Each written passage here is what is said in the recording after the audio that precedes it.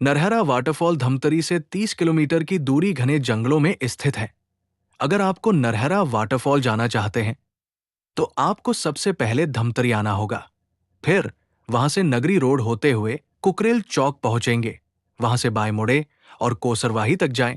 ये रोड कहीं अच्छे हैं तो कहीं खराब रोड है। यहां से आपको रायपुर विशाखापट्टनम एक्सप्रेस को पार करते हुए नरहरा वाटरफॉल पहुंच जाएंगे। आप यहां सुबह से शाम 5 बजे तक यहां घूम सकते हैं।